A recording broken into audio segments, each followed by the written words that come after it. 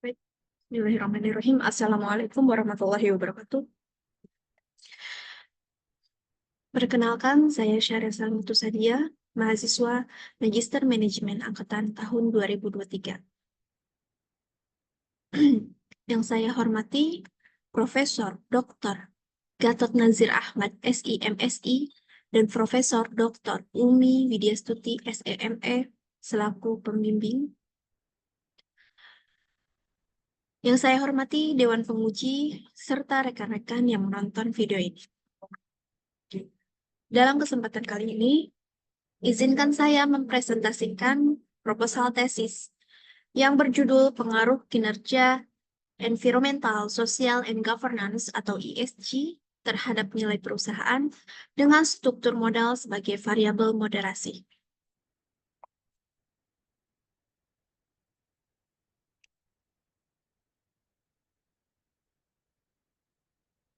Pembahasan kita kali ini, pertama, latar belakang, rumusan masalah, tinjauan pustaka, kerangka konseptual, hipotesis, dan metode penelitian. Pasar modal dibuat untuk menciptakan mekanisme yang memungkinkan perusahaan mengakses dana dari investor dengan menerbitkan saham, obligasi, dan instrumen keuangan lainnya, sehingga dapat memfasilitasi pertumbuhan ekonomi serta perkembangan bisnis. Aktivitas investasi akan selalu dihadapkan pada berbagai risiko atau ketidakpastian. Saat berinvestasi, biasanya investor mengharapkan tingkat pengembalian yang tinggi. Namun, untuk mendapatkan tingkat pengembalian yang tinggi, maka akan mendapatkan resiko yang tinggi pula. Sebaliknya, saat investor mengharapkan risiko yang rendah, maka akan mendapatkan tingkat pengembalian yang rendah pula. Untuk memitigasi resiko dalam berinvestasi, investor akan memilih instrumen investasi berdasarkan laporan keuangan perusahaan yang akan memberikan informasi secara akurat terkait perusahaan dalam waktu yang relatif cepat. Selain laporan keuangan, investor juga membutuhkan laporan keberlanjutan atau sustainability report untuk melihat apakah terdapat resiko yang muncul mengenai isu lingkungan, sosial, dan tata kelola dalam suatu perusahaan. Hal ini dikarenakan terdapat peningkatan kesadaran secara global untuk masalah keberlanjutan. Peningkatan kesadaran global terhadap masalah keberlanjutan mengenai faktor-faktor environmental, sosial, and governance menjadi perhatian penting dalam dunia bisnis. Perusahaan diharapkan lebih memperhatikan dan mengintegrasikan ESG dalam strategi bisnis untuk mencapai pertumbuhan yang berkelanjutan dan meningkatkan nilai perusahaan. Environmental, Social, and Governance atau ESG merupakan sebuah konsep yang mempertimbangkan isu lingkungan, sosial, dan tata kelola untuk menciptakan bisnis yang berkeberlanjutan. Di sisi lain, Mantaznas pada tahun 2023 mengungkapkan bahwa ESG dikatakan sebagai serangkaian faktor yang digunakan untuk mengukur kinerja keberlanjutan perusahaan pada bidang lingkungan, sosial, dan tata kelola perusahaan. ESG memiliki 3 kriteria. Yang pertama, lingkungan, di mana perusahaan perlu mempertimbangkan keberlangsungan alam, dan menjaga lingkungan sekitar dalam pelaksanaan kegiatan bisnis. Yang kedua, sosial, di mana perusahaan perlu mempertimbangkan hubungan baik antara perusahaan dan pemangku kepentingan. Yang ketiga, tata kelola perusahaan, di mana perusahaan perlu menjunjung tinggi integritas dan etika bisnis serta kesetaraan dalam memilih pimpinan dan pemenuhan hak-hak pemegang saham untuk keberlangsungan perusahaan. Konsep ESG di Indonesia sudah mulai diterapkan dan berkembang cukup pesat. Pemerintah telah berkomitmen melalui Bursa Efek Indonesia atau BEI dengan menerapkan serangkaian inisiatif keuangan yang berkelanjutan sebagai upaya menciptakan pasar modal yang inklusi dan berdaya saing global. Konsep ESG di Indonesia diatur dalam peraturan maaf diatur dalam peraturan OJK nomor 51 garis miring PJOK titik 03 garis miring 2017. Yang kedua, dengan menyusun rencana aksi keuangan berkeberlanjutan sesuai aturan OJK nomor 51 garis miring PJOK titik 03 2017.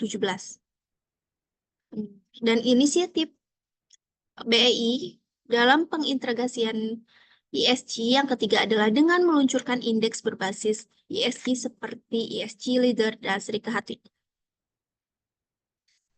Berdasarkan survei nasional yang dilakukan oleh CMRS Indonesia pada tahun 2019, kepada 171 industri menyatakan bahwa penerapan ESG di Indonesia dalam pengelolaan risiko perusahaan adalah sebesar 43,9%. Dan sekitar 29,8% perusahaan belum mengintegrasikan ESG dalam pengelolaan risiko perusahaan. Di sisi lain, 86,6% menyatakan penerapan ESG dipandang sebagai faktor yang krusial untuk mendukung keberlanjutan perusahaan. Sisanya, sebesar 13,4% menyatakan bahwa penerapan ESG dianggap sebagai faktor yang tidak terlalu penting bagi keberlanjutan perusahaan, maksud saya. Hal ini memungkinkan bahwa risiko ESG memiliki dampak terhadap nilai perusahaan. Penelitian mengenai ESG, dampak ESG terhadap nilai perusahaan menjadi semakin mendapat perhatian penting dalam beberapa tahun terakhir ini. Hal ini dikarenakan ESG dinilai dapat memandu perusahaan, investor, serta pembuat kebijakan untuk mengambil keputusan yang lebih baik berkaitan dengan keberlanjutan jangka panjang dan tanggung jawab perusahaan terhadap lingkungan, sosial, dan tata kelola. Berdasarkan penelitian yang dilakukan oleh Melinda dan Wardani pada tahun 2020, Sami Eldep 2023, Duan 2023, dan Azim Lee dan Cek 2024 menyatakan bahwa ESG berpengaruh positif terhadap nilai perusahaan. Akan tetapi, penelitian yang dilakukan oleh Hyari dan Kolsi tahun 2021, Kumari tahun 2022, Rastogi tahun 2024 berpendapat sebaliknya bahwa ESG secara signifikan tidak memiliki pengaruh terhadap nilai perusahaan. Penelitian ini memasukkan struktur modal sebagai variabel moderasi. Berdasarkan penelitian yang dilakukan di Sihara tahun 2023 menyatakan bahwa risiko ESG yang lebih tinggi dapat mendorong investasi berkelanjutan, akan tetapi perusahaan yang cukup berkelanjutan biasanya memilih leverage lebih tinggi tanpa peduli terhadap kerugian dan utang perusahaan. Penelitian lain yang dilakukan oleh Manzanas tahun 2023 mengungkapkan bahwa koefisien leverage perusahaan memiliki pengaruh yang negatif signifikan terhadap nilai perusahaan. Nah, artinya, struktur modal dapat dijadikan variabel moderasi, di mana variabel moderasi adalah variabel yang dapat memperkuat atau memperlemah hubungan ESG dengan nilai perusahaan. Rumusan masalah dari penelitian ini adalah yang pertama, apakah kinerja ESG mempengaruhi nilai perusahaan? Kemudian yang kedua, apakah struktur modal memoderasi kinerja ESG terhadap nilai perusahaan? Tujuan penelitian yang pertama, menganalisis hubungan risiko ESG terhadap nilai perusahaan pada sektor non-keuangan yang terdapat di Bursa Efek Indonesia. Yang kedua, menganalisis hubungan struktur modal sebagai variabel moderasi terhadap risiko ESG dan nilai perusahaan pada sektor non-keuangan yang terdapat di Bursa Efek Indonesia. Tinjauan pustaka. Grand teori dari penelitian ini adalah stakeholder theory. Stakeholder theory adalah teori yang pertama kali dikemukakan oleh Freeman pada tahun 1987 yang menyatakan bahwa teori pemangku kepentingan merupakan teori yang dalam organisasi memiliki kelompok yang lebih luas seperti seperti pemegang saham, manajer, karyawan, kreditor, pemasok, pelanggan, agen pemerintahan, dan masyarakat yang memiliki kepentingan terhadap aktivitas, tujuan, dan perilaku bisnis perusahaan. Yang kedua, agensi teori. Jensen and McLean pada tahun 1976 menjelaskan bahwa hubungan agensi adalah kontrak di mana satu atau lebih orang yang disebut prinsipal atau pemegang kepentingan melibatkan orang lain disebut agen atau manajemen untuk melakukan layanan atas nama mereka. Yang ketiga, legitimasi teori. Suchman pada tahun 1995 menyebutkan teori legitimasi merupakan persepsi bahwa suatu entitas melakukan tindakan yang diinginkan sesuai atau mencerminkan norma, nilai, dan keyakinan serta sistem revolusi yang dikembangkan secara sosial. Apply teorinya adalah yang pertama ESG. Environmental, Social, and Governance merupakan faktor-faktor yang digunakan untuk mengevaluasi kinerja perusahaan dari aspek lingkungan, sosial, dan tata kelola yang dapat membantu investor dalam menilai risiko investasi berkeberlanjutan dan dapat mempengaruhi nilai perusahaan. Nilai perusahaan sendiri merupakan perbandingan antara nilai ekuitas ditambah dengan total kewajiban serta total aset perusahaan. Nilai perusahaan biasanya diukur dengan Tobin's Q atau rasio Tobin.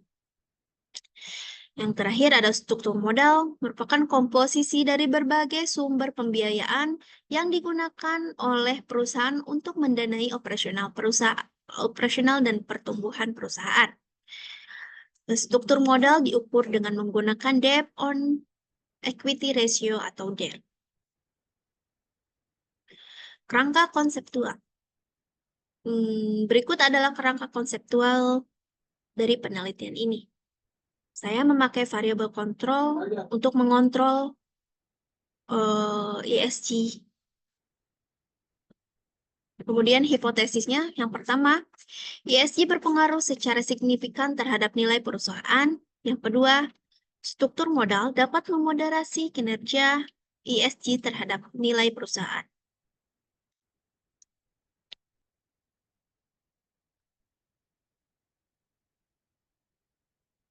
Metodologi.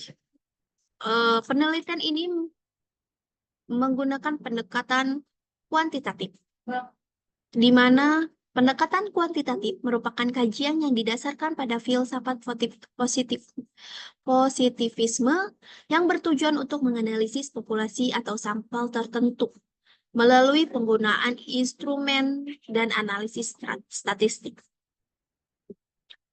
Populasi dan sampel. Populasi dari penelitian ini adalah perusahaan yang terdapat di Bursa Efek Indonesia.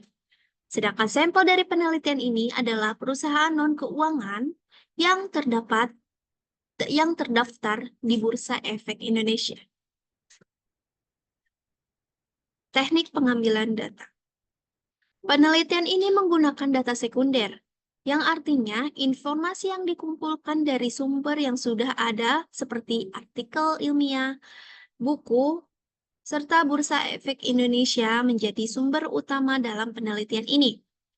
Selain itu, data berupa ESG rating didapatkan dari website Sustainalytics dan laporan tahunan yang diungkapkan perusahaan mencakup laporan non-keuangan seperti laporan berkeberlanjutan dan sustainability report. Pengambilan sampel memakai purposive sampling, di mana metode yang dipakai berdasarkan pada penilaian peneliti secara subjektif. Pemilihan tersebut berdasarkan pada kriteria yang dibutuhkan dan sesuai dengan penelitian ini. Teknik analisis data. Yang pertama, analisis deskriptif. Yang kedua, analisis model regresi panel data. Yang ketiga, uji regresi panel data. Yang keempat, uji asumsi klasik. Dan yang kelima, uji hipotesis timeline penelitian. Penelitian ini direncanakan berlangsung selama 7 bulan. Kegiatan penelitian ini terdiri dari persiapan, pengajuan topik penelitian, pengumpulan data, bimbingan, seminar proposal, revisi proposal penelitian, pengolahan data, dan sidang akhir tesis. Kegiatan penelitian ini tersaji dalam tabel berikut ini.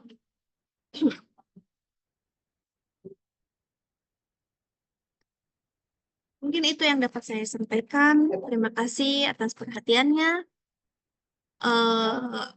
Wabillahi taufiq wal hidayah. Wassalamualaikum warahmatullahi wabarakatuh.